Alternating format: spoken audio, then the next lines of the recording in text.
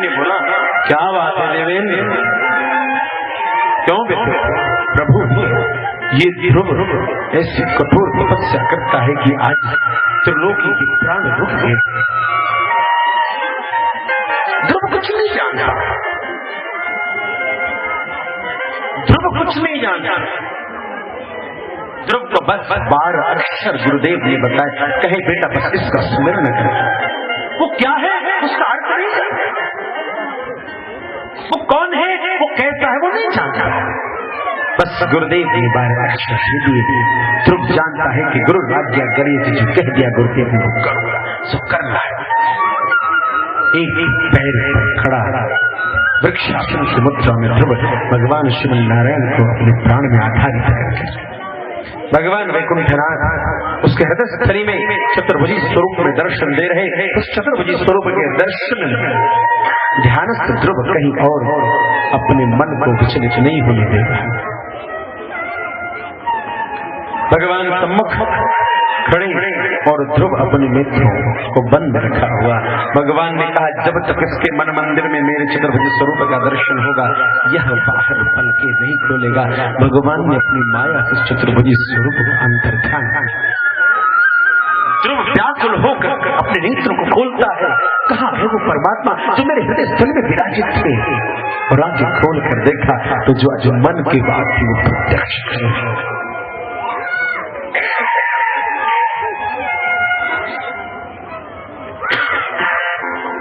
क्या करे, क्या क्या ध्रुव कहता है, प्रभु राम भगवान पूछते, ध्रुव क्या कहते हो, तुम्हारे मन में क्या चल रहा है, क्या बोलना चाहते हो, कुछ बोलो। ध्रुव कहता है, प्रभु मेरे हृदय की मानो, मैंने सुना है कि जो तुम्हारे समक्ष खड़ा होता है तुम्हारी स्तुति करता, सभी तुम्हारी स्तुति, सभी तुम्हारी प्रार्थना करते हैं। आज इस अबोध ध्रुव पर 12 ध्रुव को न वेद मालूम, न उपनिषद मालूम, न स्मृतियां, न शास्त्र, न पुराण आदि किसी कथा, किसी लीला, किसी की जानकारी नहीं। गुरुदेव ने जो 12 अक्षर के मंत्र दिए, बस वही ध्यान है। और आज ध्रुव कहता है, मैं तुम्हारी स्तुति करना चाहता हूं। ध्रुव सच में तुम मेरी स्तुति करना चाहता? भगवान ने अपने वेद स्वरूप कंबू कपोले उसके गालों में लगा दिया।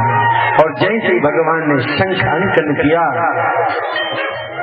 झूमता प्रविष्टमं प्रसुप्तमिमां, कहते मेरे हृदय में सोए हुए अज्ञानता को दूर करके जो सोए हुए ज्ञान को प्रस्फुटित करता है, मेरे मुख से जो शब्द अक्षर रूपी वाणी निकलती है, जो आज तुम्हारी स्तुति करने के लिए उपस्थित है, हे प्रभु तुम।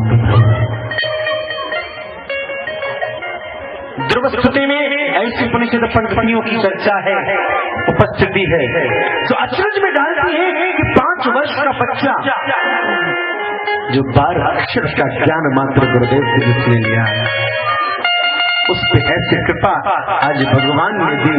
शंख के स्पर्श करते ही दिव्य ज्ञान से परिपूर्ण ध्रुव आज परमात्मा की वेद वेदांग संबद्ध। इसीलिए मैंने कहा, प्रभु की स्तुति, प्रभु की सेवा करने के लिए कोई साधन नहीं, तुम बस प्रस्तुत हो जाओ और प्रभु से करो कि हे प्रभु मुझे अपनी दरबारी में रख लो, मुझसे कुछ सेवा करवा लो। परमात्मा जो चाहेगा तुझसे वो सेवा करवा।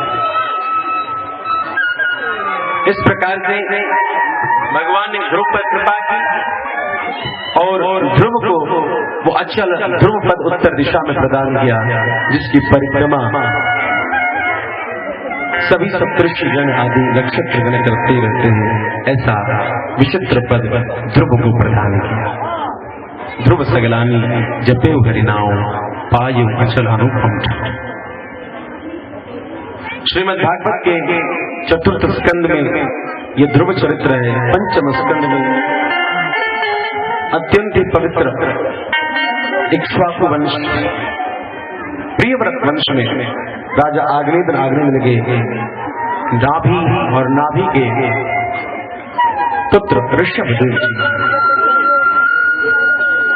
उत्तानपाद के कुल में हमने ध्रुव की कथा सुनी, प्रियव्रत के कुल में ऋषभदेव जी महाराज। कहा तो कर्दम के पुत्र कपिल ने सांख्य योग की व्याख्या की, लेकिन भगवान ने कह दिया अभी तक कोई भी उसे प्रस्तुतिकरण करने का सामर्थ्य न रख सका।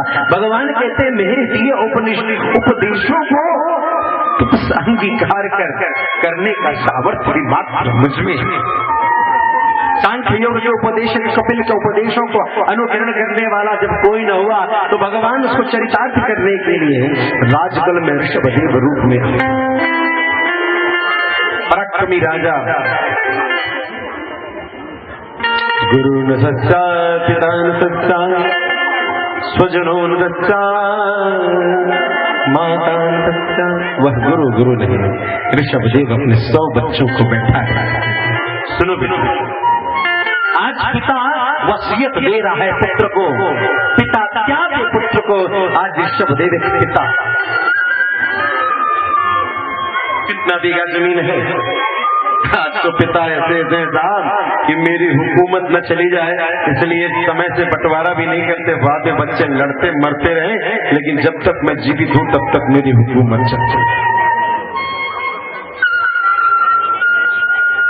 यदि समय से वर्गीकरण करते अपने सामने खड़े होकर के तो बच्चों में मतभेद न रहे, लेकिन नहीं, पिता अपने अधिकार प्रयोग के लिए वृद्धावस्था तक शुभ रूप से सही तरीके से बच्चों में वर्गीकरण नहीं करता। इनमें बाद में कोई विवाद नहीं, छोड़ के चला जाता है। विवाद में परिवार फूटता ऐसा है कि भाई भाई के पास नहीं।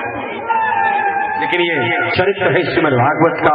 आज पिता वसीयत कर रहा पुत्रों को, सब दे दिया, उत्तराधिकारी घोषित कर दिया भरत, लेकिन सब पिता कर्म का वसीयतनामा करता है। पिता सिर्फ धन का वसीयतनामा, पिता मन का भी वसीयतनामा करे, अपने संस्कार अपने परंपराओं का भी वसीयतनामा करे। तुम यदि उसके पिता हो तो धर्म की शिक्षा देना ये तुम्हारा कर्तव्य है। ऋषभदेव जी महाराज कहते हैं। जैन धर्म के 24 तीर्थंकर में से प्रथम तीर्थंकर ऋषभदेव जी महाराज का चरित्र हम सुनते हैं। 24वां तीर्थंकर महावीर, प्रथम तीर्थंकर ऋषभदेव जी महाराज। सुनो बेटा, वह गुरु नहीं,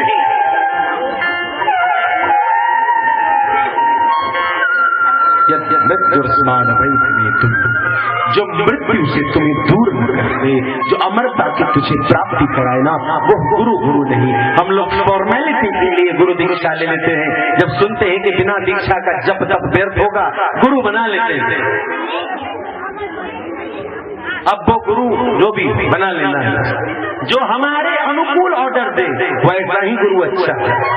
दुल्हन वही जो पियामन तो गुरु वही जो भोजन तन मन धन सम्मन भाए। गुरु न सच्चा, वो गुरु नहीं जो तुम्हें उस ब्रह्म के मार्ग की ओर आविष्कृत न करते। गुरु न सच्चा, पिता न सच्चा, उसे पिता न मानो जो तुम्हें सत्धर्म की ओर अंगीकार न कर दे। वो पिता अपने पुत्र को किसी मद खाने की और मदशाला की ओर ले जा रहा है कि चलो बेटा बड़े हो गए हो, हम दोनों बैठ करके 50-50 आधे पैक लड़ाएंगे। वो पिता नहीं है। जो अधर्म की ओर अग्रसर करे वो पिता नहीं है। मतलब राशन कार्ड में नाम नहीं बदलना है। ऐसे पिता को विक्षिप्त समझ करके नियंत्रित करने का कर्तव्य पुत्र, यह पुत्र का कर्तव्य है। यदि पिता अधर्म पर चल रहा हो तो उसे सद्धर्म के मार्ग की ओर ले चले। श्रीमद् भागवत परमहंस की कथा है।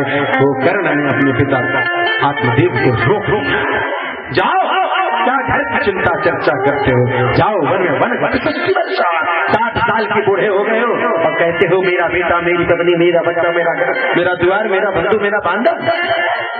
यह पुत्र का कर्तव्य है। पिता को भी यदि व्यथित हो, व्याकुल हो, अधर्म पर चल रहा हो तो पिता को भी धर्म का मार्ग बताए। उसे पिता की अवहेलना नहीं, पिता को धर्म की ओर बढ़ने की चेष्टा कराना, यह पुत्र का कर्तव्य। स्वजनों नमस्कार। तुमने कहा मेरी माँ, वो माँ नहीं जो अधर्म की ओर ले जा रही हो, माँ वही है जो धर्म की ओर अग्रसर करेगी। धुंधुकारी धुंधली का बेटा है, लेकिन धुंधली की चर्चा है।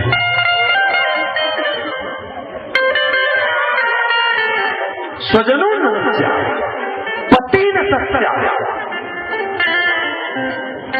आओ चलो, मैं भी पीता हूं, तुम भी पियो। वह पति, मैं भी, वो कहते हैं ना, हम तो डूबेंगे सनम, तुम्हें भी ले जा डूबाएंगे। ऐसा सनम न चाहिए कि जो इसमें नम्रता ही नहीं, अधर्म की ओर ले जाने वाला पति भी पति नहीं, बंधु भी बंधु। इस प्रकार से ऋषभदेव जी महाराज ने समय लगभग अपनी गति से चलता है, हम लोग 5:45 तक चले आए हैं, थोड़ी देर और 6:15 तक आप लोगों का सहयोग चाहिए। ऋषभदेव जी महाराज ने इस प्रकार से अपने पुत्रों को समझा करके वन में परमहंस की स्थिति को प्राप्त की, अजगर वृत्ति की आराधना की। इस अजगर वृत्ति में वो हिलना डुलना बंद कर दिए, सब में समत्व भावना करके ऋषभदेव जी महाराज रहने लगे। लकड़ी में खूब जंगल में अग्नि लग गया, उसी दावानल में ऋषभदेव जी महाराज ने अपना शरीर का त्याग किया। प्रमाण कहते हैं ऋषभदेव जी महाराज की साधना स्थली कहीं और नहीं, श्री राम मिथिला थी।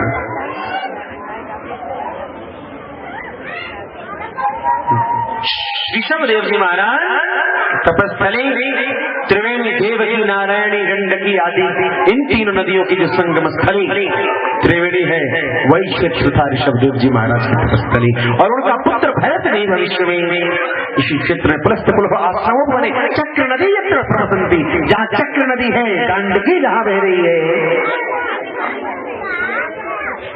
उसी मिथिला में उनके पुत्र भी तप करने आए।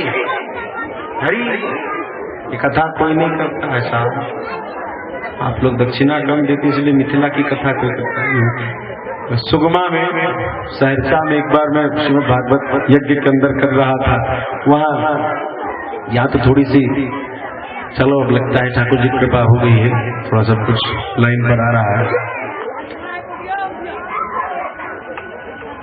वहाँ जब कथा हो तो बनगांव महिषी, जहाँ के कौन थे, महिषी का नाम क्यों है बताइए?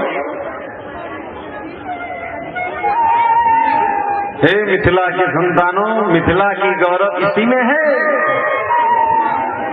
बस राधे नहीं रे, मिथिला का गौरव है मंडल मिश्र से, मंडल मिश्र की जन्मभूमि महिषी उग्रतारा पीठ। और बनगांव पास का ही गांव है, उसको आईएएस का गांव भी कहते हैं। गांव में बहुत आईएएस से भरा हुआ है, उस गांव में जल्दी पुलिस का कोई छोटा सिपाही नहीं जाता है, कब पिटा जाएगा किसी भरोसा। वो कई आईएएस आईपीएस भरे हुए हैं उसका। वहीं से कुछ दूरी पर सुखमान। तो बनगांव में इसी की विद्वत मंडली, मुझे लगता है 15-20 लोग आ गए और उन्होंने मुझसे कहा कि महाराज जी भागवत में तो वृंदावन का नाम है, आप मिथिला की चर्चा क्यों इतनी करते हैं? जैसे आप लोग मुकुट खोजने लगे ना, वैसे बहुत लोग बहुत कुछ खोजने चले जाते हैं। मैंने कहा मैं वृंदावन खोजूंगा भागवत में। वृंदावन की 2 लीला,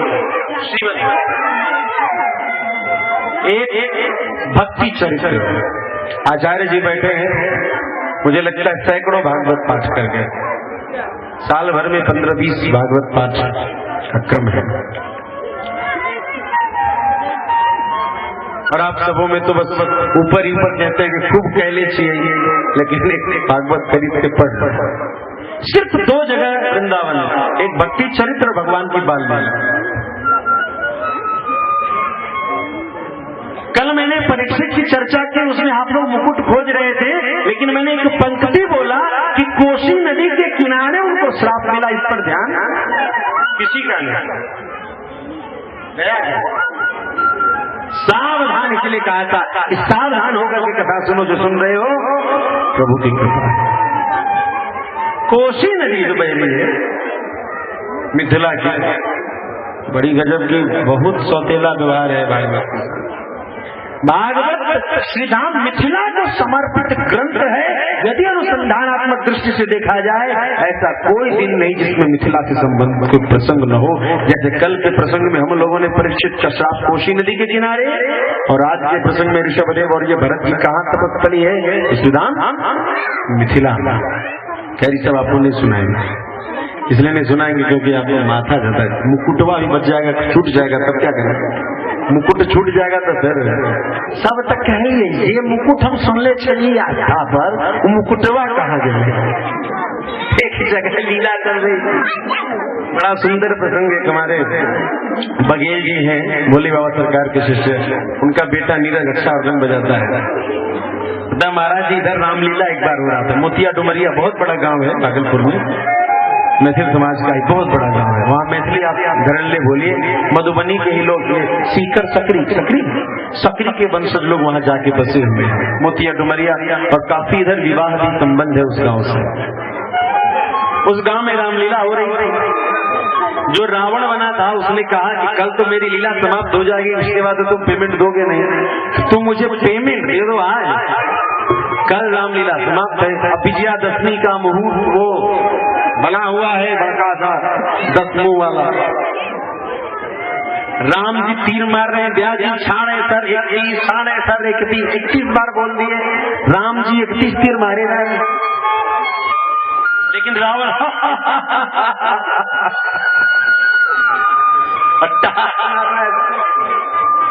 अब ब्याह 31 बार 31 बार जब बोल दिए, छाड़े सर 31, तो व्याकुल हो गए। तब उन्होंने गाते गाते कहा कि राघव पूछ रहे हैं रावण से, ए रावण तू मरता क्यों नहीं?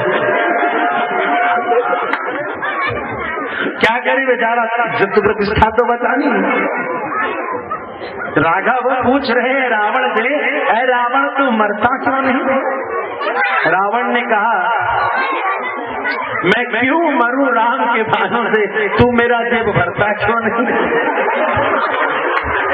तू मेरा जेब भरते अभी के अभी एक बार में मर जाऊंगा। एक चीज चलाने की जरूरत ही नहीं है साहब। राधे राधे। तो मूल में आएंगे, उस जगह विद्युत मंडली आए, फिर हम लोगों ने उन्हें प्रमाणित किया कि बहुत सी कथा है। भरत चरित्र जो आप सुनते हैं, आपने सुन रखा होगा, आस्था संस्कार भी बहुत सुनते हैं। बस एक नई बात जो आज मैंने आपको बताई, वो ये बताई, हमेशा हर कथा में कुछ नया मिलेगा, सावधान सुनना। जो सुन रखा है सुन रखा है, लेकिन आज याद रखना, भरत चरित्र की लीला स्थली यही गंडकी जो शालिग्राम के चरणोदक है। एक बूंद गंगा जल के लिए सारी दुनिया तरसती है, क्योंकि विष्णु पादा जो संबोध एक बार भगवान के वामन अवतार में उनके नख को धोया तो गंगा सतगामिनी सारे संसार के लोग पावनी कहला गई। मगर जिसकी गर्भ में शालिग्राम हमेशा सत्य विद्यमान है, और जिसका हर अमृत बूंद हमेशा बहकर चल रहा है, उस गंडकी के महत्व को क्या कहना। जब नाम गंडकी का आ गया भरत चरित्र के माध्यम से, उस गंडकी की प्रासंगिकता को संक्षेप में सुनो। भगवान नारायण के तपस्थली मिथिला, बद्रिकाश्रम जाते हैं आप, नर नारायण तपस्या करते हुए एक बार सुधाम मिथिला, और जब मिथिला में आए तब पुंज से जब बहुत तपस्या हो गई तो गाल से पसीना बहा। कहां से बहा? गंडक थली पसीना बहा। गंडक थली से जो स्वेद के कण एक धारा बन करके बह गए, उसका नाम हुआ गंडकी। सरजू नेत्र की धारा, गंगा पैरों की धारा, और श्रीधाम मिथिला के पश्चिमी कोण पर मिथिला की सुशोभा बढ़ाने वाली गंडकी भगवान के गाल की धारा, कपोल की गंडक। तो ये परमात्मा की कोमल प्रेम बिंदु है जो गंडकी चक्र नदी नित्य शालिग्राम को धोती हुई। इस प्रकार से वहां तपस्या करते करते हिरण के मोह में भरत ने अपना शरीर छोड़ा, अगला जन्म हिरण का, और वही मिथिला में यदि तेरा जन्म हुआ है, तेरा उद्धार अवश्य नहीं होगा। और आज पूर्व जन्म की स्मृति के कर्म हिरण कुछ खाता नहीं, सिर्फ गंडकी नदी के कुछ संतों ने कभी आपने सुना होगा एक सुंदर पद गाया है कि साग पात खोटी खोटी दिवस गवेबे हे मिथिले में रहबे। साहब इसमें की प्रशंसा नहीं है। जो मिथिला की संस्कृति तिल कोरक पात के साग, मिथिला की संस्कृति की चर्चा कुमरौरी अदौरी चरौरी तिसियौरी जितने औरी औरी जिसको लेने के बाद और हमारे आनंद भैया एक बार हमारे चक्कर में फंस गए थे। बनारस के लोग कहते हैं खूब खाते पीते हैं, लेकिन मिथिला का जो वास्तविक भोजन है, जो प्रेम की धारा है, आनंद भैया लोग हम लोग बोकारो में कथा करने गए, फंसे ऐसा फंसे कि बम बोल। मन भी कर रहा था कि एक तो थोड़ा सा हो जाता, लेकिन क्या करें, यहाँ तक पहुंचे। पेट ही नहीं, घेट, और घेट के बाद अब भेंट ही निकलने वाला था, बंद करना पड़ा। खैर कथा में प्रवेश, तो वही गंडकी का जल पीता पीता शरीर छोड़ता है और अगले जन्म में ब्राह्मण पुत्र रूप में जन्म लेता है, जो जड़ भरत कहलाता है। जड़ भरत को घर से निकाल दिया मोटा तगड़ा कालिका का उपासक, कालिका का उपासक। बलि चढ़ाना तो बहुत जरूरी है, वैसा पूजा करो जिसमें खूब बलि चढ़े, मिलेगा। कालिका उपासक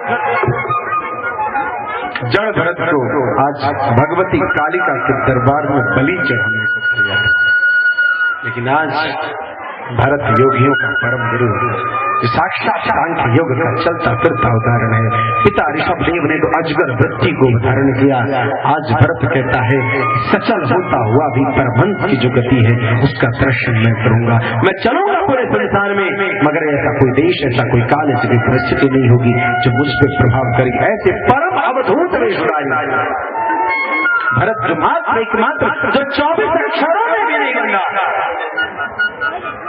12 अक्षर में तो ध्रुव बन गया, लेकिन जड़ भरत तो ऐसा जड़ हुआ जो 24 अक्षरों की भी अवहेलना, गायत्री के 24 अक्षर के मंत्रों को भी जिसने याद नहीं किया, सिर्फ उसके सुमिरन जब याद तेरी आ गई तो नाम का फिर क्या छोड़ दिया। और आज बलि चढ़ने जा रही भगवती कालिका उस मूर्ति से बाहर निकलती है और उस खड्ग से, जिस खड्ग से भरत का बलि होना था, उस बलि करने वाले उस पुजारी का बलि करते और भरत का रहुगण संवाद, रहुगण को उसने आत्मोत्थान कराया। भरत जी महाराज इस प्रकार से भवा कवि का वर्णन करके रहुगण को दिव्य उपदेश देते हैं। छठे स्कंद में वो पवित्र अजामिलोपाख्यान है कि संतों की कुछ देर की सेवा के कारण स्वरूप उसके संतान का एक नाम नारायण रख दिया, और वही अजामिल मरते समय में अपने पुत्र को हमें नारायण बोल दिया। भगवान के विष्णु दूत आते हैं, स्व पुरुष वीक्ष यम तस्य कर्ण मूले, यमराजों ने कान पकड़ करके यमदूतों को बोला, यमराज नरे मोर तो किसके ओर चला गया था? विष्णु दूतों से हार के आए हुए यमदूतों को यमराज बोलते हैं, तू जो कहता है कि ये कौन सा नियम है, इतना बड़ा पापी अजामिल जो वेश्यावृत्ति लगा है, जो चौर्य वृत्ति से लगा है, जो मदिरा पान करता है, जो मांस भक्षण करता है, इतने सारे दुराचारियों से युक्त, दुष्कर्मों से युक्त अजामिल का उद्धार करने के लिए विष्णुदूत क्यों आए? क्या आपकी क्षमता नहीं? क्या आपके नियम, आपकी मर्यादाओं का नाश हो गया? जब यमराज कहते कैसे सत्य कर्ण मूले, कैसे कान पकड़ लिए यमदूत, इधर स्वपुरुष वीक्ष यम तस्य कर्ण मूले, कान में, क्योंकि अपनी हार की बात कोई जल्दी नहीं बताता है, तो कान पकड़ के फुसफुसा रहे, प्रभु हम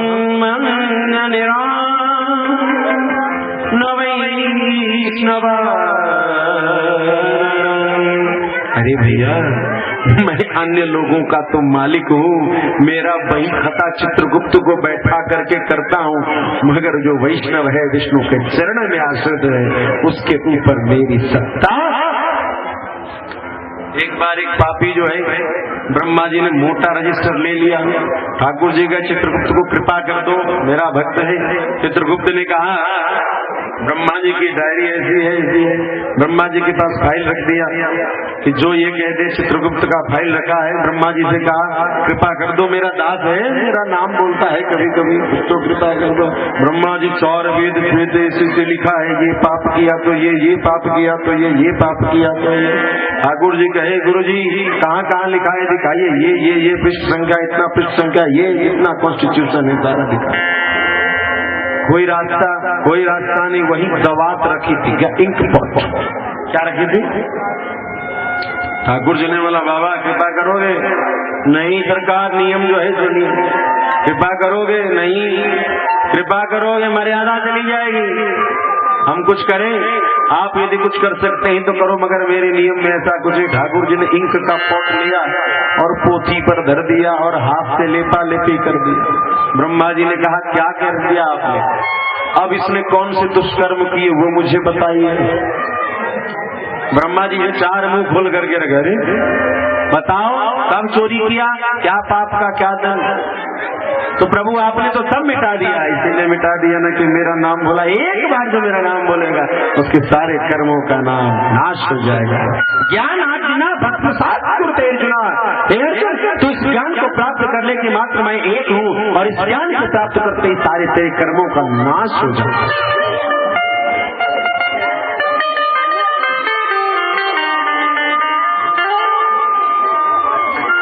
भगवान के 7वें स्कंद में हम सभी कथा सुनते हैं कि किस प्रकार हिरण्याक्ष के वध करने के पश्चात हिरण्यकशिपु उग्र होकर के सभी देवताओं को भगा देता है और इसके पश्चात उसी के घर में संतान प्रहलाद रूप में जन्म लेता है। प्रहलाद भगवान का अनन्य भक्त है। गुरुदेव के यहाँ गया पढ़ने के लिए, नारद जी की कृपा हो गई, ज्ञान मिल गया। गुरुदेव के यहाँ जो पढ़ने गए तो गढ़े हुए तो पहले से, कोई कहता है लिखो पढ़ो, कोई कहता है पढ़ो लिखो। देखो कथा के दौरान ऐसी जो कुछ नई बातें आती हैं उसको कम से कम लिख लो।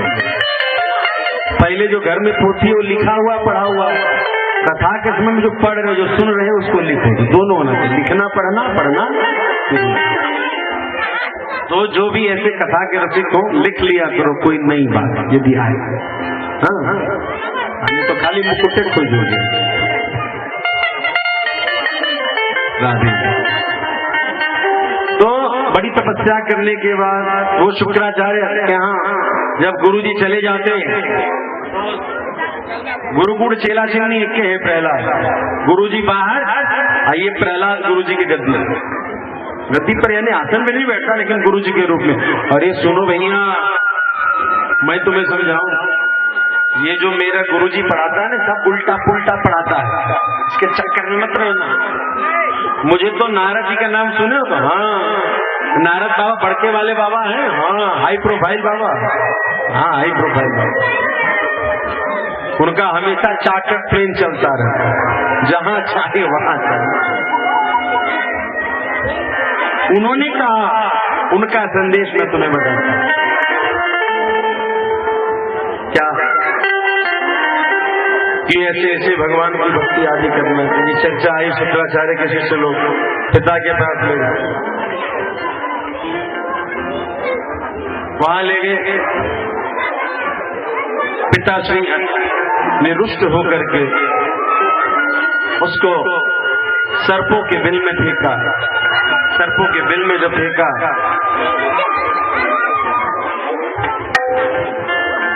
प्रहलाद बाहर निकल गया। श्रीमन्नारायण नारायण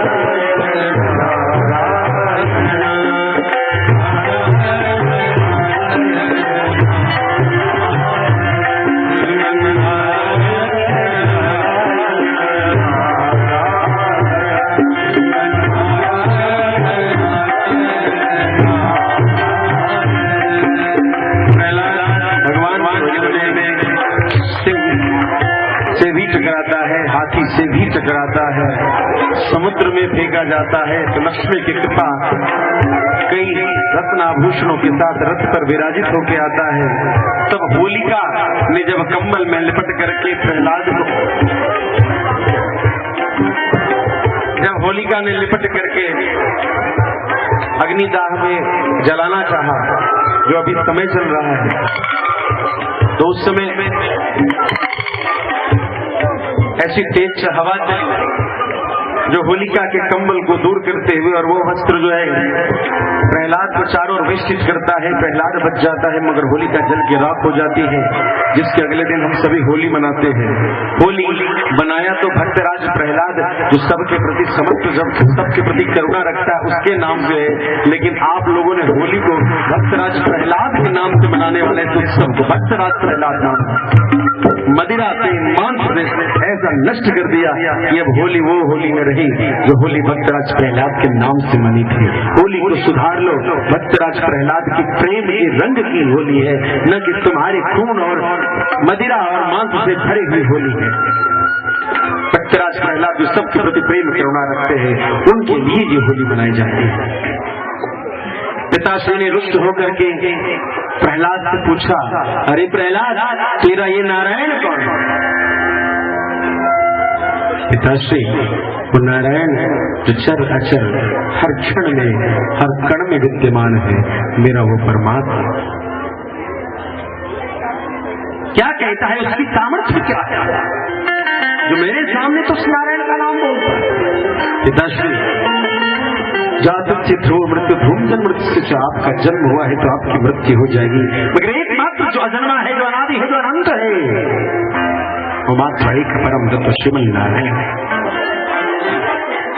पुत्र, तू अभी तक पुत्र वात्सल्यता के कारण मेरे जन्म से बच रहा था। तुझे नहीं मालूम संसार का सबसे बड़ा योद्धा में तेरा पिता महाराज हिरण्यकशिपु। अरे प्रहलाद, तेरा नारायण कहाँ कहाँ है? मेरा नारायण हर जगह है।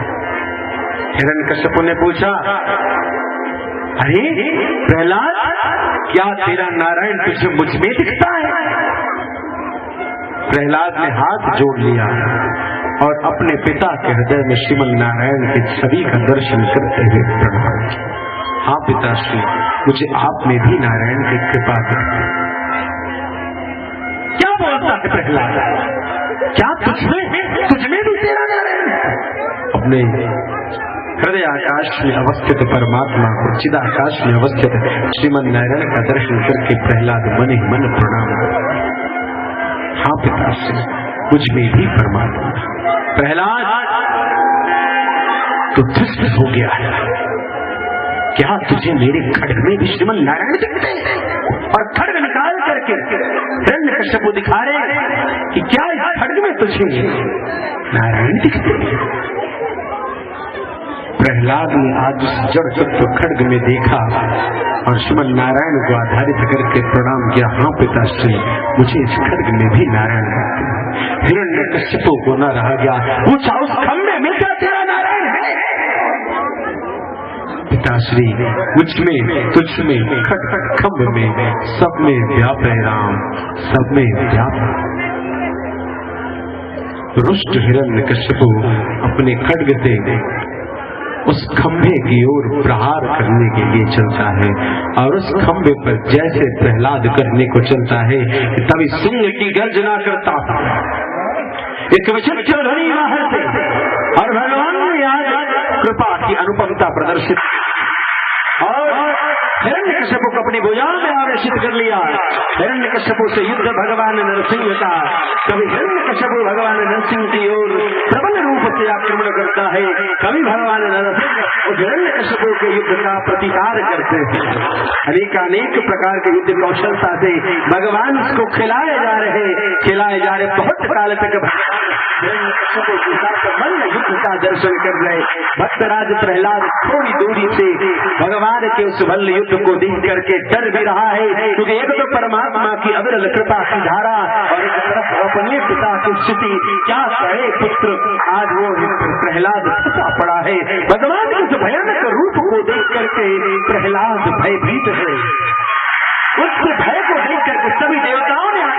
खड़े होकर कहा, हे प्रभु अब और बताओ प्रहलाद को, हे प्रभु हे कृपा में, हे करुणा सिंधु अब कृपा करो, हिरण्यकशिपु का नाश तत्क्षण करो। भगवान उसे घसीटते घसीटते राजमहल के उस दहलीज पर ले जाते हैं और वहाँ भगवान जब दहलीज पर ले जाते हैं तब हिरण्यकशिपु को अपने गोद में विराजित करके हिरण्यकशिपु से पूछते हैं, अरे हिरण्यकशिपु याद कर अपने उस प्राप्त वरदान को, क्या ये दिन है या है कोई रात?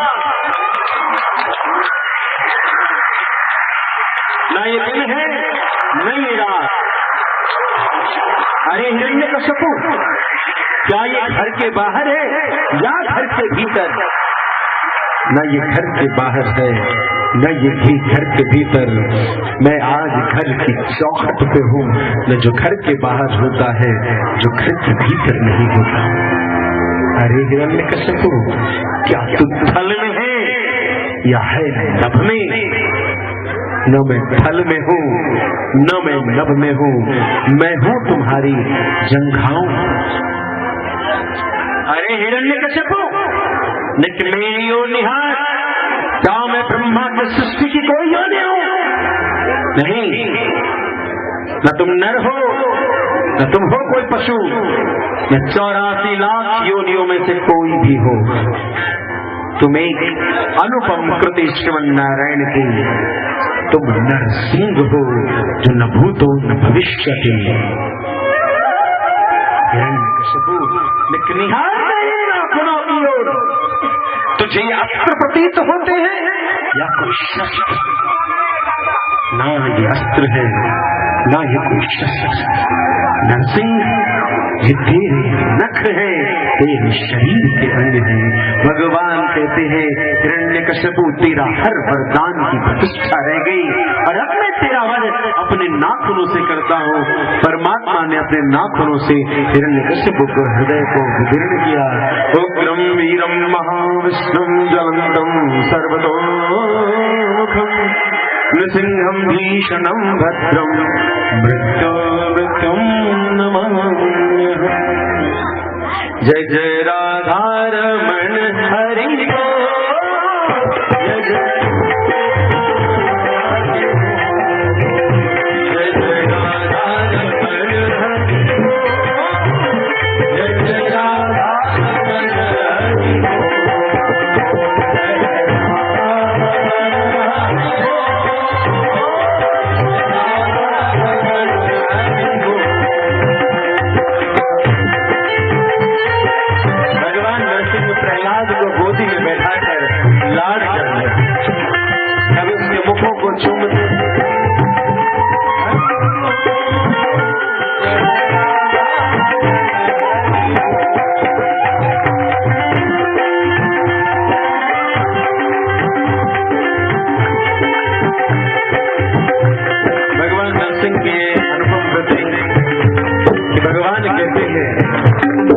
अपने भक्त पर कृपा करने के लिए यदि विधाता की शक्ति, विधाता के सामर्थ्य को भी संकुचित करना पड़ा, उस सीमा को भी उल्लंघन करना पड़ा जो आज तक की मर्यादा थी, तो परमात्मा कहते हैं मैं असीम हूँ, मेरा सामर्थ्य, मेरा पराक्रम, मेरी कृपा, मेरा प्रेम, मेरी करुणा, मेरी वात्सल्यता कोई सीमा नहीं। अतः आज ब्रह्मा को जो दिया हुआ सामर्थ्य था संसार की सृष्टि का, उस पद से, उस प्रतिष्ठा से उन्हें चित्त करते हुए परम विधाता परमात्मा एक नई कृति नरसिंह की आकृति करते हैं जो ब्रह्मा की कृति से, ब्रह्मा की सामर्थ्य से परे था।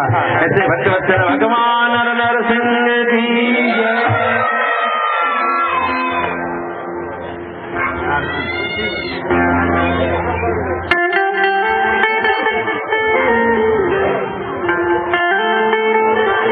आइए हम सभी नरसिंह भगवान के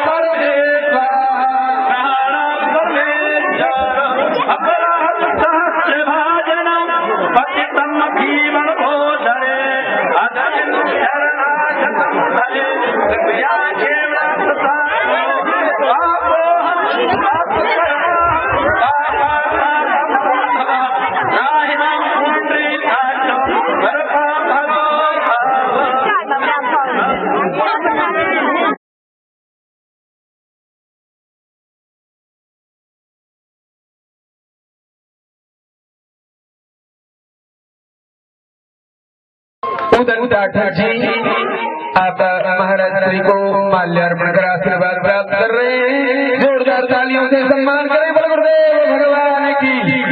हीरपति झा जी महाराज श्री को माल्यार्पण कर आशीर्वाद प्राप्त कर रहे हैं। जोरदार तालियों से सम्मान करें गुरुदेव भगवान की।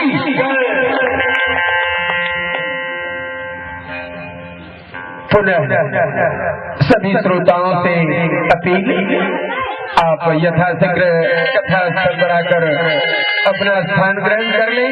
महाराज श्री व्यासपीठ पर विराजमान हो चुके हैं।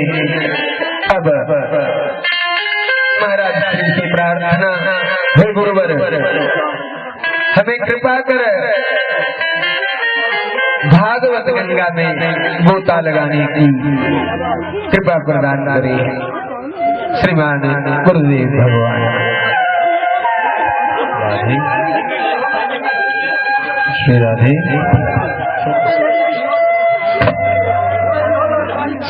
श्री राधे राधे श्री राधे राधे राधे राधे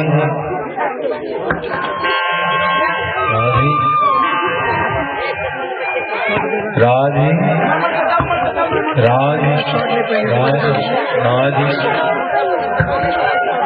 राधे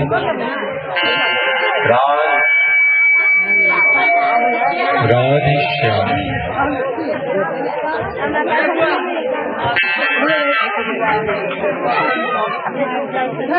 वो आखिरी दियो ना, वो आखिरी दियो ना।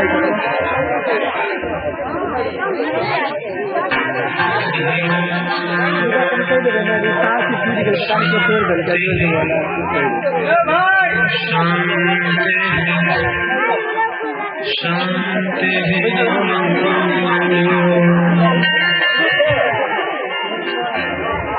लक्ष्मीनाथ समारंभा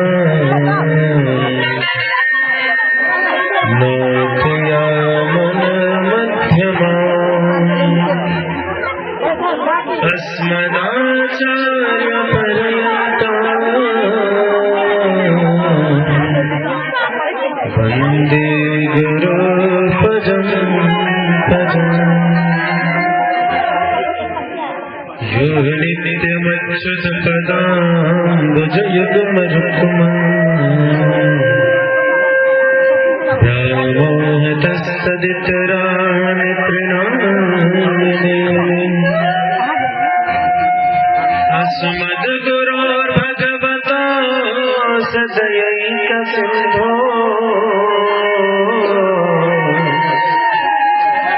रामानुजस्य चरणौ शरणं प्रपद्ये। श्रीवेङ्कटेश चरणाम्बुजराजहंसम् श्रीवानशैलमुनिवर्यपदाब्जभृङ्गम् श्रीशालग्रामगुरुवर्यतनूजरत्नम्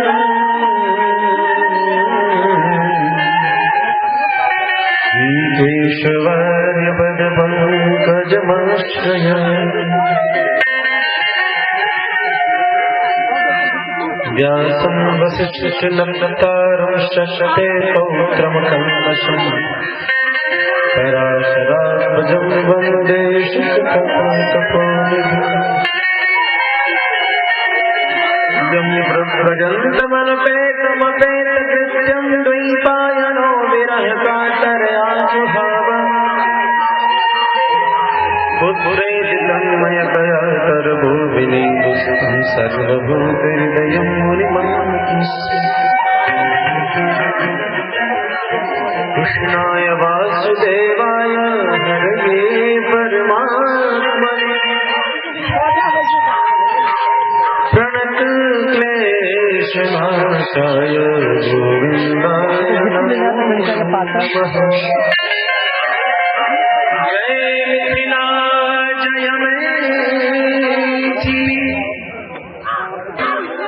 जय जनक किशोर चरण कमल वंदन करूं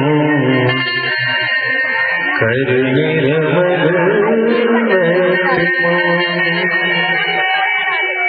कि जय जय श्री राधा जय जय नवन किशोर जय गोपी चिचोर प्रभु जय जय माखन चोर जय गोपी चिचोर प्रभु जय जय माखन चोर। प्रेम से वृंदावन बिहारी लाल की श्री वृषभानुधारी की श्री अयोध्यानाथ भगवान की श्री जनक किशोरी नलेजो महारानी की श्री चतुर संप्रदायाचार्य की भाष्यकार श्री रामानुज स्वामी जी महाराज की श्रीमान बालक स्वामी जी महाराज की श्रीमद् भागवत भगवान की श्री अयोध्या धाम की श्री मिथिला धाम की श्री वृंदावन धाम की जय जय श्री राम जय जय श्री राम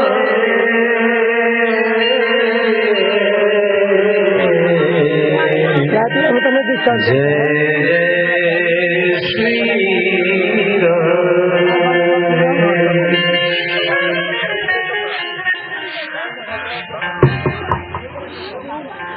तेरी तस्वीर में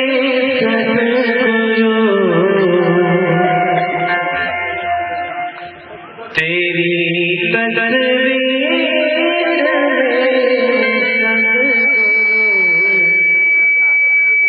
अजब तासीर देती है तेरी तस्वीर में सद्गुरु अजब तासीर देती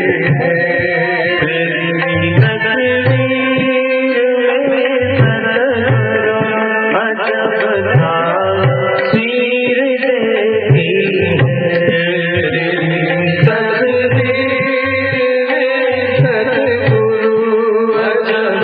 तासीर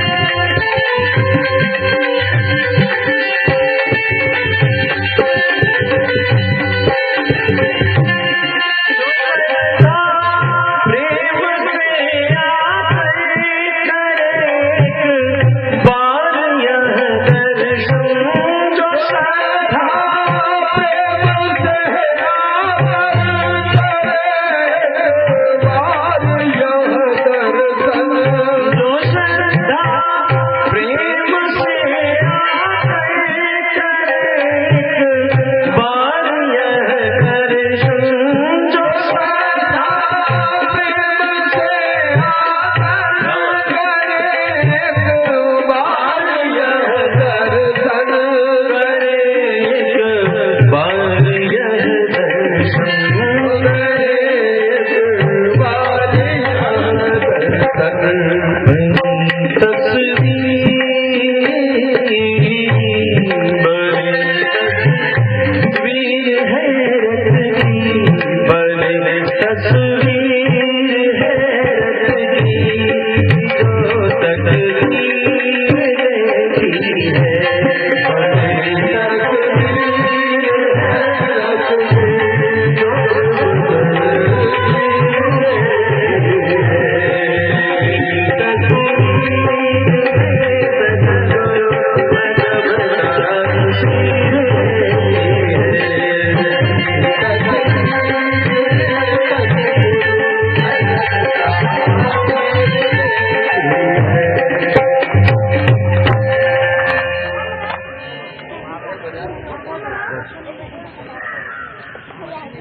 ब्रह्मा गुरुर्विष्णु गुरुर्देवो महेश्वर गुरुर् साक्षात् परब्रह्म तस्मै श्री गुरुवे नमः।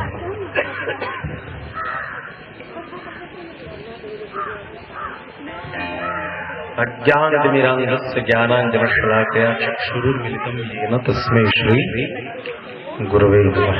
खण्डमण्डलाकारं व्याप्तं येन चराचरं तत्पदं दर्शितं येन तस्मै श्री गुरुवे। संसार में जब से आंखें खुलती हैं तब से जो भी दृश्यमान है, जो दृश्य में उपस्थित है, वो दर्शनीय वस्तु दर्शन की पकड़ में है। आप दृश्य में देख सकते हैं, लेकिन जो देखा सो क्या देखा, क्या था?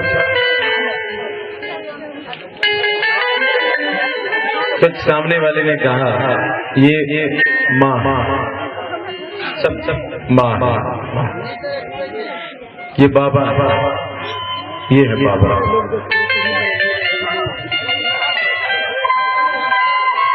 तुम्हारी दृश्य में जो है, यदि वही बच्चा फ्रांस में है तो माद्रे, पाद्रे, पापा, स्पेनिश में माद्रेस, पाद्रेस, और फ्रेंच में पापा, इंग्लिश में फादर, उर्दू अल्फाजों में अब्बा। एक ही शब्द है, एक ही व्यक्ति है, लेकिन अलग अलग शब्द अलग अलग भाषाओं में। तो ज्ञान एक ही,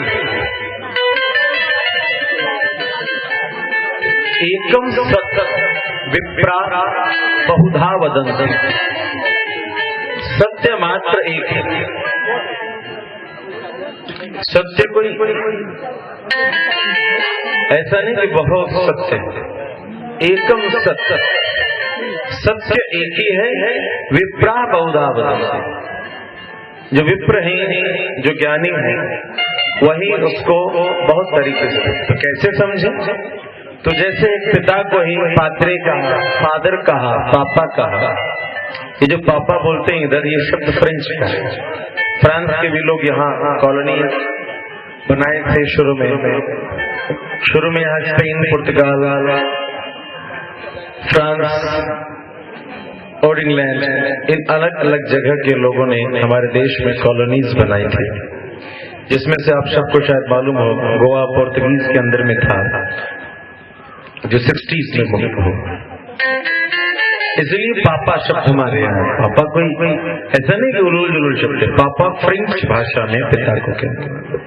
पिता है संस्कृत में, बाबूजी है भोजपुरी में, अब्बा है उर्दू अल्फाज में।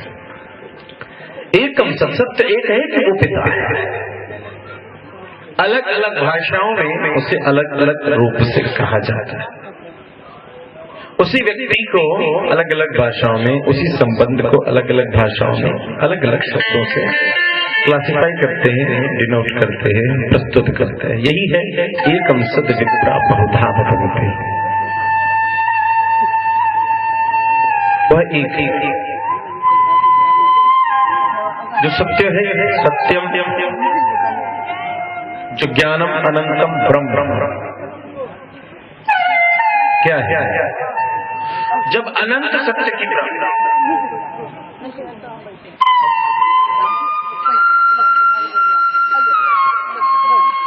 अनंत सत्य से जिस ज्ञान की प्राप्ति होती है, वह उस स्थिति पर ब्रह्म की अनुभूति,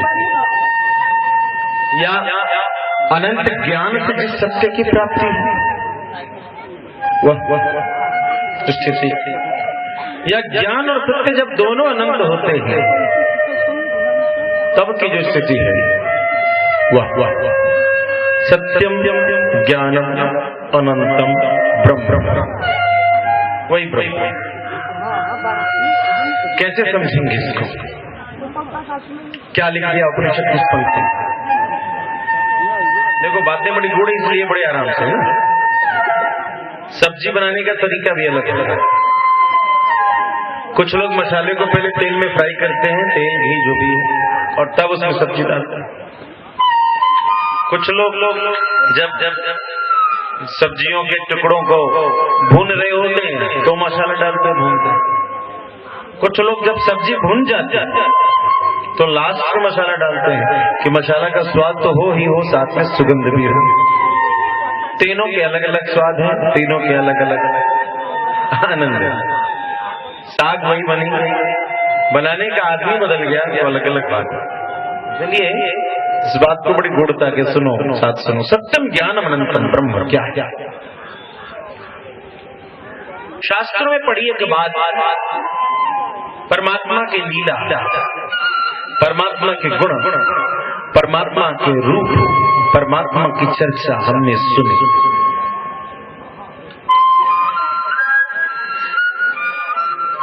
बढ़िया सुंदर मुकुट है, सांवला मुख है, घुंघराले केश है, विशाल ऊर्ध्वपुंड तिलक है, आंखें कमल दल के समान कोमल, कानों में विशाल कुंडल, विशाल वक्षस्थल जिसमें श्रीवत्स स्वरूपा लक्ष्मी विराजित है, भृगु के चरण चिन्ह है, कौस्तुभ मणि है, सुशोभित यज्ञोपवीत पीतांबरी और चतुर्भुजी स्वरूप।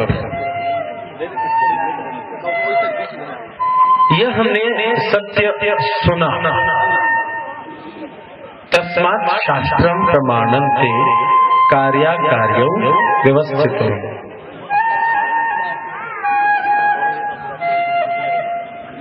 भैया अब ये श्रृंगार का काम पीछे पीछे करो।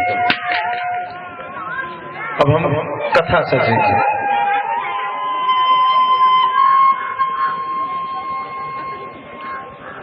क्या हमने देखा कि जो प्राप्त हमारे ज्ञान है, कहते हैं ना कि पहले लिखता है लोग बाद में पढ़ता है, और कवि क्या होता है पहले पढ़ता है दिमाग में कुछ तब लिखता है। दोनों अध्ययन की स्थिति है। अध्ययन तब जब सिर्फ लिख पढ़ो, और स्वाध्याय तब जब पढ़ लिख भी इसमें जुड़ा।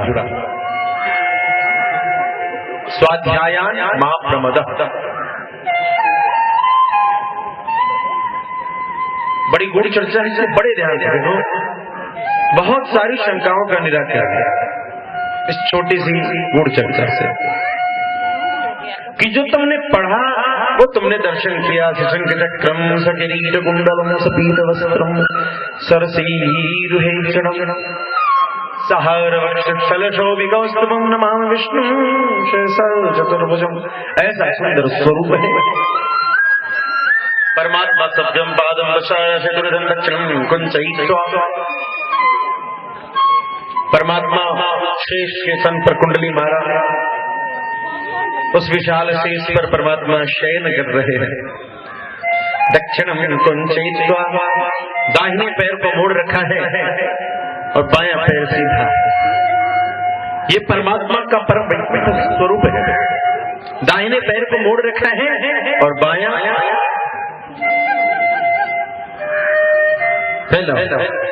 अनंत पर विराजित है, क्योंकि परमात्मा का आधार अनंत है, उसकी कोई सीमा नहीं। परमात्मा को जान लिया ये कहना असंभव है।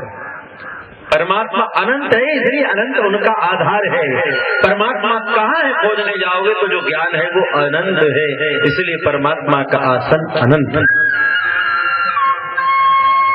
क्या कहो, कहाँ है परमात्मा, क्या है वो तत्व? तो जिस जगह है, जिस जगह उसकी प्राप्ति हो सकती है वह अनंत स्थिति होगी, इसलिए परमात्मा अनंत पर विराजित है। परमात्मा कहाँ मिलेंगे ये कहना मुश्किल है। मैं पूछत सकुचाऊं, वाल्मीकि मुनि ने कहा गुरु प्रभु मैं पूछते सकुचाता हूँ, तुम कहाँ नहीं हो वह मुझे बताओ, मैं तुम्हें रहने को वही जगह बताऊंगा। जो जड़ चेतन सिया राम में सब जग जानी, जो सभी जगह विद्यमान है वो कहाँ नहीं है। तो जिसकी व्यापकता अनंतता में है वह अनंत पर शयन कर रहा है। और कौन है उनके चरणों में? लक्ष्मों के अधिष्ठात्री। क्या लक्ष्मी जी क्या टका की देवी है? ये जो लक्ष्मी की सोच है, ये उल्लू पर सवार होने वाली लक्ष्मी, वह टका की देवी। हम जिस लक्ष्मी की पूजन करते हैं वह भगवान नारायण के साथ गरुड़ पर विहार है। लक्ष्म अधिष्ठात्री गुणों लक्षण धाम राम प्रिय सकल जगत का आधार। लक्षण शब्द कहता है लक्षणों की चर्चा, गुणों की चर्चा। लक्ष्मी की अधिष्ठात्री जो है, गुणों के अधिष्ठात्री जो है, वह लक्ष्मी है। लक्ष्म इति पात्रत्व, योग्यता। लक्ष्मतः पात्रत्व, राधे। पात्रत्वात् धनम आपनोति, तुम में योग्यता का वर्धन होता है तब तुम्हें धन की प्राप्ति है। डायरेक्ट धन की प्राप्ति नहीं है, पहले पात्रता, पहले योग्यता, फिर धन की। बढ़िया, जैसे तैसे, लेकिन राधे वह कहाँ है? तो जो गुणों के अधिष्ठात्री हैं, जो पात्रता के अधिष्ठात्री हैं, उनके चरण में विराजमान है। तो यदि तुम्हें संसार में किसी दिव्य गुण की आवश्यकता है, यदि कुछ ऐसा है जो तुम्हारे पास नहीं है, तो उस वस्तु की प्राप्ति या जो ऐश्वर्य की प्राप्ति में विघ्न है कि तुम्हारे पास उसकी योग्यता, उसका गुण, उसका वह गुण कब मिलेगा? जब गुणों के धाम, लक्ष्मी के धाम, गुणों के अधिष्ठात्री लक्ष्मी और नारायण के चरण में। अतः जब नारायण के चरण में शरणागति होगी, जब नारायण के चरण में प्रेम होगा, वही स्थान है जहाँ लक्ष्मी विराजित होती है, वही स्थान है जहाँ गुणों के अधिष्ठात्री लक्ष्मी, और तब तुम्हें गुणों की प्राप्ति। गुणा गुणेषु वर्तन, गुण को गुण से मिलना। यदि तुम्हें वहां जगह चाहिए, तुम्हें उन चरणों में स्थान चाहिए, तो तुम पर लक्ष्मी की कृपा अत्यंत आवश्यक है। तो ये तो चर्चा थी। एक सत्य जो हमने जाना कि वैकुंठनाथ भगवान इस प्रकार से विराजमान है और उसकी कल्पना की। एक घटना, बाबा अग्रहरिदास इसी क्षीर सागर में शयन करने वाले वैकुंठनाथ भगवान का दर्शन, और उनका एक शिष्य, शायद आप लोगों ने नाम ही नहीं सुना, क्या आवश्यकता है? नाभादास जी का नाम किसी ने सुना? नाभादास जी का नाम क्या आवश्यकता है?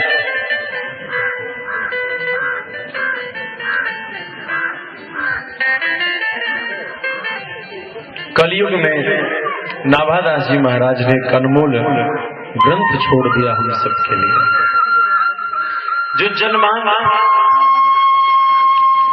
से अंत,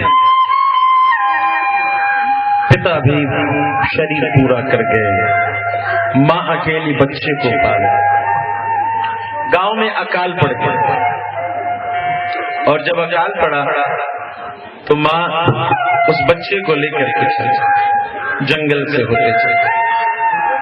तो उसी समय मार्ग में संतों की टोली चल रही है, बाबा अग्रहरिदास की, और कीर्तन चल रहा है, सीताराम सीताराम सीताराम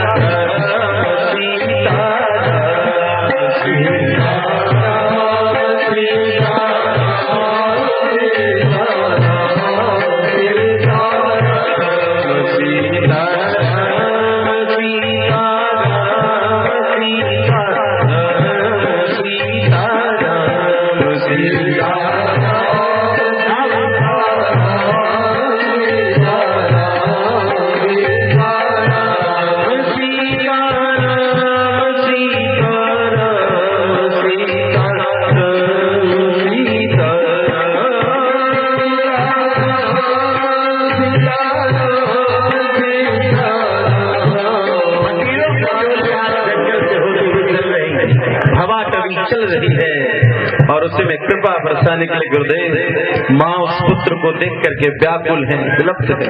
देखा क्या कि बाबा कुछ तो कृपा है, लेकिन कब कृपा होगी? संतों की कृपा कब होती है? बाबा मैं कुछ नहीं जानता, इस बच्चे पर कृपा करो, बहुत व्याकुल हूँ।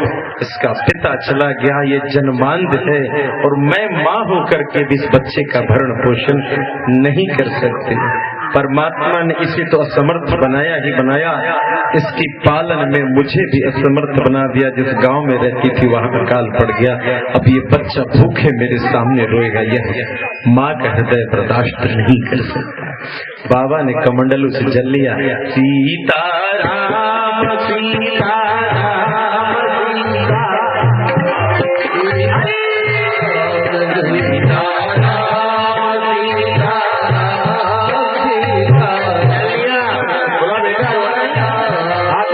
याद करता हूँ जैसे ही आंखों में आवाज है, जिन आंखों में पलके नहीं पलक से युक्त हो गए और आंखें खुल गई। सीताराम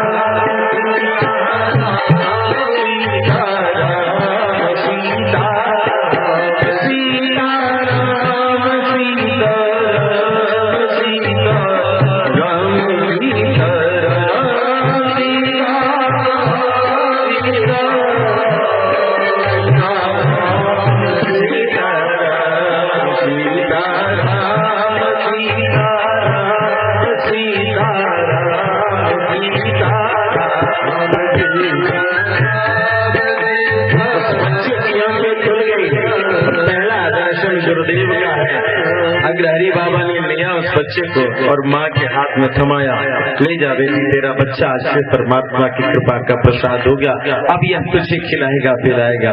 माँ ने कहा बाबा इसको आपने आंखें दी है, आप ही को यह पालो, मैं तो असक्षम हूँ इस बच्चे को पालने में। और बाबा अग्रहरी दास से लेकर के अपनी टोली अपने आश्रम में चले। उस आश्रम में गए, अरे कुछ पढ़ा लिखा है, कुछ नहीं जानता है, नाबादास। जब हनुमंतलाल जी महाराज कैलाश में भगवान शंकर से योग की शिक्षा प्राप्त करने को तत्पर हुए, ध्यान धारणा समाधि आदि की अवस्था को जब भी गुजर रहे थे कि तप के कारण उनके शरीर से जो स्वेद की बूंद गिरी, हनुमान का तपपुंज जो एक बूंद बन के गिरा, भगवान शंकर ने उसे एक पात्र में रख लिया और कलयुग में उसे वसुंधरा पर रख दिया, जो संतान नाभादास रूप में अवतरित हुए। हनुमान की तपस्या का अनमोल रत्न नाभादास। गुरुजी क्या कर बेटा, ये आश्रम है। बहुत लोग जाते हैं वृंदावन अयोध्या, लेकिन अनुभव कुछ नहीं होता, टिकट का पैसा बेकार गया साहब, क्योंकि राई पाई कितना टका ट्रेन में, कितना टका का खाए और जितना खाए उससे ज्यादा कहीं ना माल निकल जाए साहब, एकदम राई कहीं मेरे हाथों से किसी की सेवा न हो जाए, इसका विशेष ख्याल रखना है। नहीं रे, इसीलिए तुझे धाम की अनुभूति नहीं होती। धाम की अनुभूति उसे ही होती, धाम ना सुइन सदा निरक्त कोकम सत्यम परम धीमहि। धाम से उसी को अनुभूति होती है जो धाम में जाकर के सेवा उपस्थित करता है। सेवा ये कोई पोथी की बात है नहीं, शास्त्रगत प्रमाण है कि गंगा स्नान करने जाओ तो पहले गंगा के घाट को स्वच्छ करो और फिर गंगा में डूबो। पहले गंगा को स्वच्छ करो, क्योंकि तुम्हारे शरीर के जो मल हैं, जो सांसारिक मल हैं, तुम उस गंगा में त्याग करके आ रहे हो। इससे अच्छा है कि पहले गंगा के मल को किनारे, जो सांसारिक मल है उनको दूर करो, गंगा तुम्हारी आध्यात्मिक मल को दूर करेगी।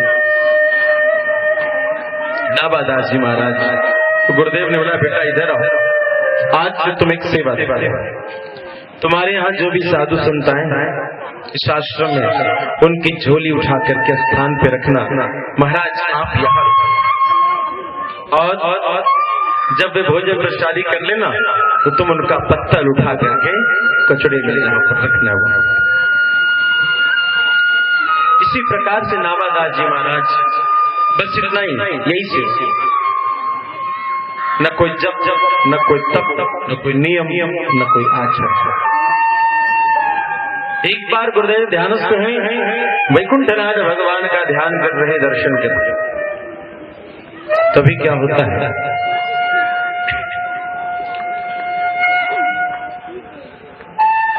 कि कोई उनका शिष्य समुद्र में जहाज पर बैठा, जहाज में हिलोरे आ गए, समुद्र में लहरें आ गई, परेशान। वहीं से उसने बोला गुरुदेव रक्षा करो, गुरुदेव रक्षा करो। समुद्र में क्षीर साई भगवान का दर्शन और समुद्र में से ही पुकार, तरंग मिल गई, गुरुदेव व्याकुल हो गए, कौन मुझे पुकार रहा है। नाभादास जी महाराज पंखा लेकर के गुरुदेव अभी ध्यान में हैं, तो कहीं गर्मी के कारण इनका ध्यान न टूट जाए, पंखा का जिस दिशा से जहाज की व्याकुलता के कारण जहाज के सवारी व्यापारी ने आवाज दी थी, नाभादास जी महाराज ने उस दिशा को लिया और पंखा मार दिया। अब वो आवाज बंद हो गई, क्योंकि उस एक हवा के झोंके से वो तरंग उस समुद्र में उफान में फंसी हुई इस जहाज के लिए काफी था। वो जहाज किनारे लग गया। वहीं से उसने कहा गुरुदेव बड़ी कृपा, बड़ी कृपा। अब गुरुदेव को आवाज भी आई, किसने बोला, व्याकुल है, किसने पुकारा, अपने पुकार रहा, जो मैं समझू किधर से इसको क्या समस्या है। गुरुदेव किस मन की व्याकुलता था, नाभादास जी ने परख लिया। उन्होंने कहा गुरुदेव आप वैकुंठनाथ भगवान का दर्शन करते रहे, बस जहाज तो कब का किनारा है। गुरुदेव ने आंखें खोली, बोला ये किसने बोला, कौन सा जहाज, कैसी घटना, क्या समुद्र में हो गया।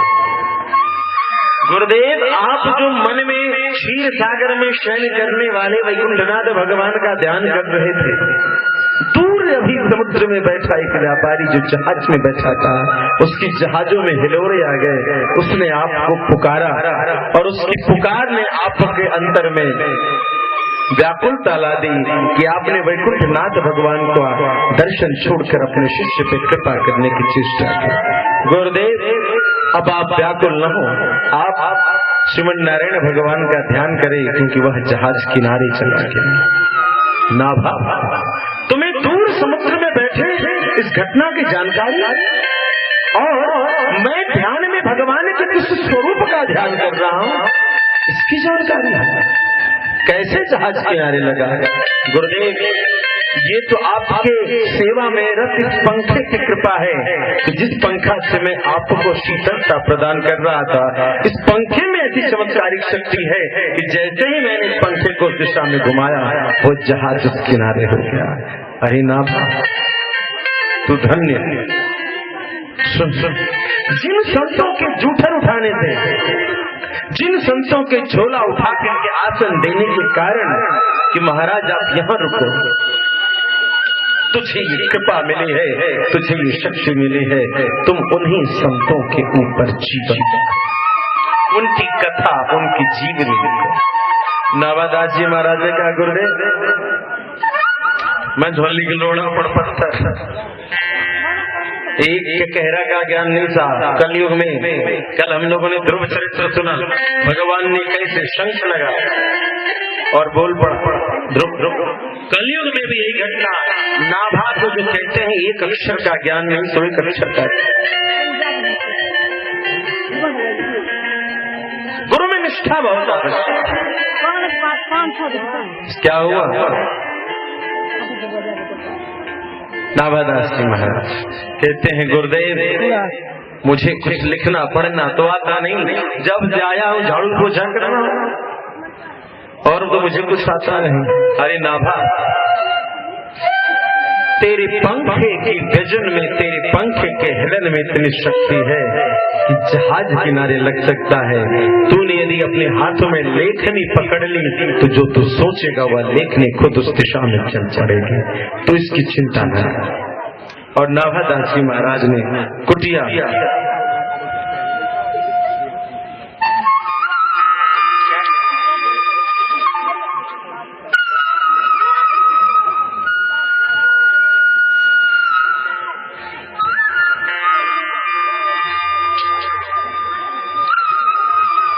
नाभादास जी महाराज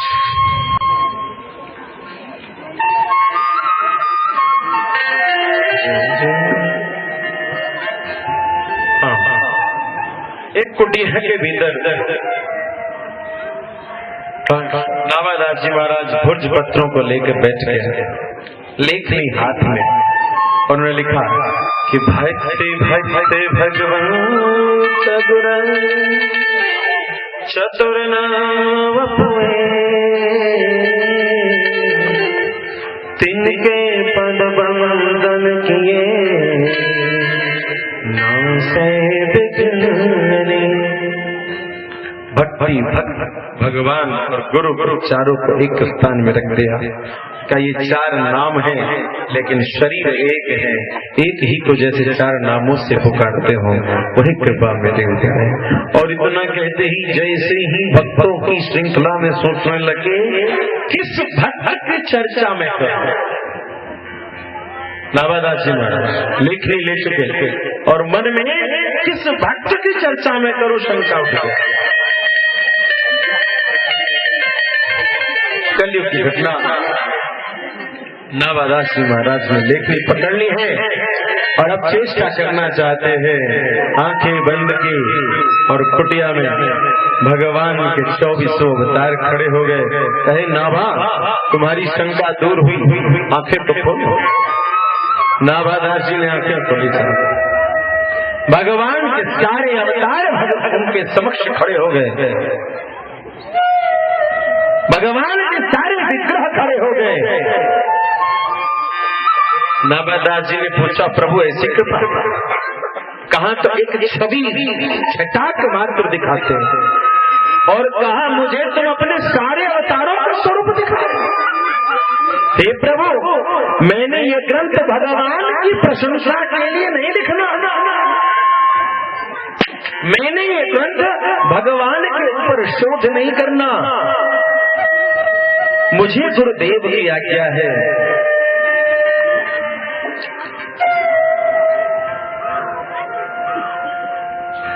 कि मैं भगवान के भक्तों की कथा लिखूं।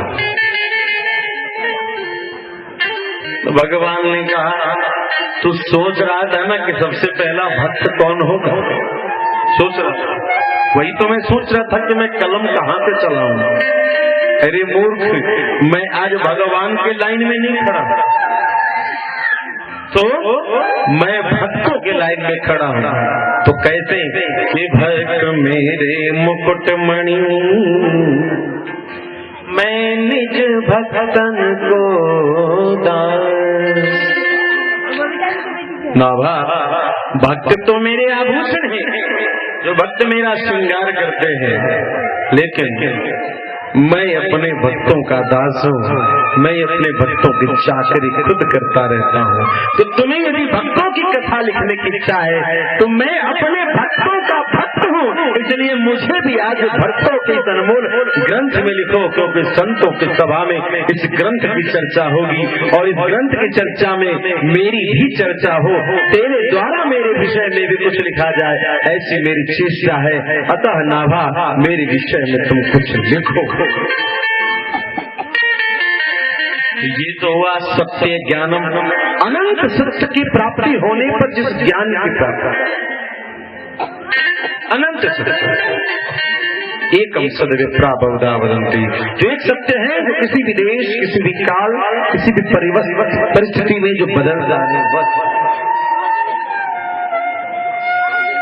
लेकिन दूसरा रास्ता, जब जीव अनंत ज्ञान की प्राप्ति कर रहा है तब जिस सत्य की अनुभूति कभी तो शब्दों के द्वारा जो भाव की प्राप्ति है, परमात्मा उसका दर्शन देते हैं। जो तुमने देखा, जो तुमने सुना, जो तुमने पढ़ रखा है, उसकी छवि का दर्शन तुम्हें मन मंदिर में देते हैं। लेकिन कभी जो तुम सोचते हो, परमात्मा उसके साकार स्वरूप में उस दृश्य को समक्ष प्रस्तुत करते हैं। यही सत्यम ज्ञाने, जब ज्ञान सत्य अनंतता की अवस्था तक पहुंचता है, जब अगाढ़ता हो जाती है, भक्ति को कहा तैल सूत्र बत एक धारा जो लगातार गिरती चली जाए, एक पात्र ऐसे नहीं भक्ति। मुझे खेद है, जिस क्षेत्र में हम बैठे हैं, यह क्षेत्र ज्ञान का कब्जे हो गया, क्योंकि कालिदास ज्ञानी नहीं है। कालिदास को ज्ञान उसके भक्ति के कारण, उसकी सेवा के कारण मिला। यहाँ सेवा भाव हट गया, ज्ञान का भाव कब से आ गया, मुझे खेद है। यदि आप कहते हैं कि हम कालिदास की शक्ति स्थली के क्षेत्र हैं, तो कालिदास, यदि मैं कहूँ कबीर की कोई पंक्ति कहता हो कि पोती पढ़ पढ़ जगमुआ पंडित भयानक होए, ढाई आकर प्रेम के पढ़े से पंडित हुए, तो उसका उदाहरण कालिदास है कि कालिया ने कुछ पढ़ा नहीं, भगवती कालिका की उपासना कर ली, उनका दर्शन कर लिया और सारा ज्ञान से मिल गया। तो भैया ये ज्ञान की भूमि नहीं, ये श्रद्धा की भूमि है, ये भक्ति की भूमि है, ये कालिदास के समर्पण की भूमि है, ये कालिदास के प्रेम की भूमि है, ये कालिदास के विश्वास की भूमि है। कालिदास जो ज्ञान के ऊपर श्रद्धा विश्वास के आधार पर जिसने तुच्छ ज्ञान की प्राप्ति की, जिसे संसार बहुत विशाल समझता है।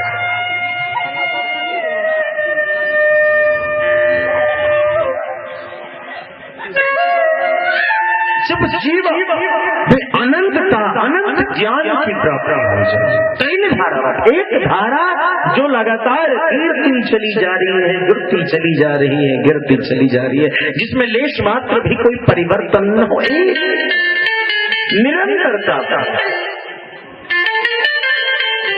यदि निरंतरता नहीं है तो भक्ति की प्राप्ति। एक भक्त है हमारे मिथिला क्षेत्र के, जनकपुर के प्रयागराज जी महाराज जिनकी चर्चा शायद आप लोगों ने सुनी हो। माँ ने कहा, ये जो हम लोग व्रत मनाते हैं, क्या कहते हैं, भाई दूज, बजरी खिलाते हैं, बहनें बजरी खिलाती, क्यों खिलाती हैं? कि मेरा भाई का शरीर वज्र जैसा। प्रयागराज जी महाराज कहते हैं, माँ मेरी कामना कौन करे कि मेरा शरीर वज्र जैसा।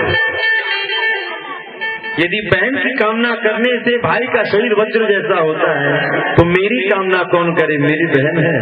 माँ ने कहा, रे है बच्चे को ठगने के। हाँ है, कौन है? तेरी बहन का नाम जानकी है, तुझसे बड़ी है, उसकी शादी हो गई है, ससुराल में रहती है। लगभग 300-325 साल पहले की घटना। ये मिथिला का इतिहास, जिसके लिए मिथिला की पूजा ये जग करता है। उन इतिहासों को सुनो और उन इतिहासों को अनुकरण करो। अपने गुणों का वर्धन करना चाहिए और अपने दोषों का शमन करना चाहिए। माँ ने कहा कि तेरी बहन है बेटा, वो बड़ी है, शादी हो गई, ससुराल में रहती है। माँ कहाँ शादी हुई है? मेरे पाहुन का, बहनोई का नाम क्या है? तो देख तेरी दीदी का नाम जानकी और तेरे पाहुन जो है राघव जी है। जानता है रे, बहुत बड़ी महारानी है और पहुना बहुत बड़े महाराजा हैं, बहुत। माँ दीदी के यहाँ लोग जाता है तो कुछ लेके जाता है उसमें। मैं क्या लेके जाऊंगा?